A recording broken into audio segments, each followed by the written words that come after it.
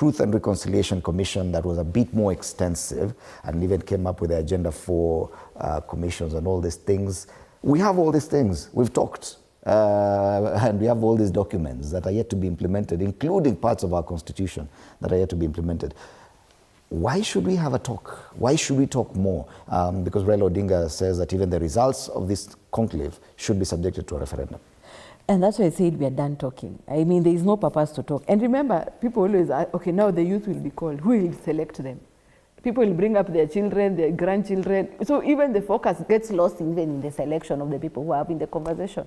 And that is why I said, when you're in the position to influence policy and legislations, Fred, you're supposed to use your brain to come up with these solutions. These are discussions. We need to upgrade the conversation even in our national assemblies. Despite the fact that Mheshimiwa is saying that if you don't support government, you're frustrated. I know they always broadcast these things. And at least Fred, TV47 will be there telling us, Mheshimiwa John Nyoto came up with this very good proposal, but he's being opposed because he doesn't support government. At least at the back of the Kenyan mind, people will say they are trying. But at this point, when you start thinking, let's do national dialogue, it becomes an outdated solution to the problem. And when I say that let's have an economic conversation in politics, it is just what Mheshimiwa said. You talk about the tax policy, the labor laws, the policy on even public, how to manage public funds, how to manage training. It's just about focusing on how, when we increase the participatory rate of the Kenyan, how are we going to have the competitive advantage as a country? So we are not divorcing politics and economy. We are saying the political conversation now should be more focused towards building the economy. Mm-hmm. So I think this call for national dialogue is an old mindset. And that is what I'm telling the youth. When you say you're partyless, you're leaderless, you're losing the plot. And they're happy.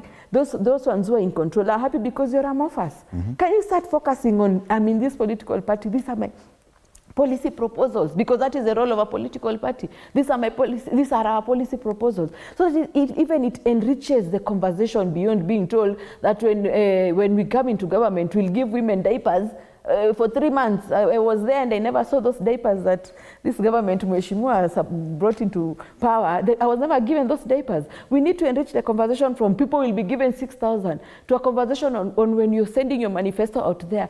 Kenyans are questioning, how are you funding this project? Mm-hmm. But as it is, we are stuck into the old way of doing things, and that is where the youth are failing. Even the old words and phrases like irreducible minimums, I heard the former Prime Minister talking about that, and which will be subject to a referendum. Do you think that this is a door, a window that probably some sections of the ruling elite would want to push us through to a referendum for some reason? Yes, and they're still thinking that they're dealing with our parents, the age of our parents. But unfortunately or fortunately, now Kenyans are informed. Kenyans watch movies in politics. We watch so many things. So the Kenyan right now is informed.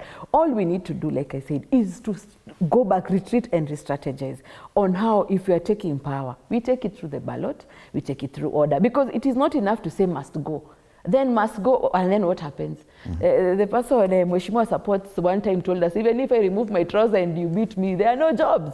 So maybe when he says must go and he wins, and then we come to 2028, the issue of job creation will still be there, or lack of it. And then he'll tell us the issue again of, we remove his trousers and beat him up. So what we should be focusing now, even if it is a must go, what is the solution beyond there? And the solution comes from an economic conversation in politics. All right. Senator, of course, the side that you support politically is pushing for a change in regime, or a change in government come 2027.